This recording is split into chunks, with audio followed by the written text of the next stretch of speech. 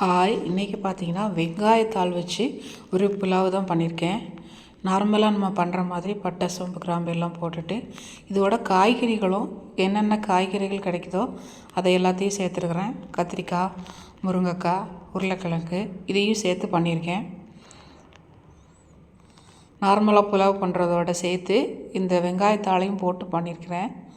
ரொம்ப நல்லா இருந்தது. வெங்காயத்தாள் மேக்ஸிமம் யாரும் யூஸ் பண்ண மாட்டாங்க இல்லையா, இந்த மாதிரி யூஸ் பண்ணி பாருங்கள். டேஸ்ட்டு நல்லா இருந்தது, வாசனையும் நல்லாயிருக்கும். இது மட்டை அரிசியில் தான் பண்ணியிருந்தேன். நம்ம சேனலில் நிறைய புலாவ் ரெசிபிஸ் டிஃப்ரெண்ட்டான முறையில் செஞ்சுருக்கோம். வீடியோ லிங்க் தரேன், பாருங்கள். லஞ்ச் பாக்ஸுக்கு ஒரு அருமையான ரெசிபியாக இருக்கும். ஃபைனலாகவும் இந்த மாதிரி வெங்காயத்தால் குட்டியாக கட் பண்ணிவிட்டு கடைசியாக அதிலே சேர்த்துடுறோம். அது இன்னுமே நல்லா என்ஹான்ஸ் பண்ணி காமிக்கும்.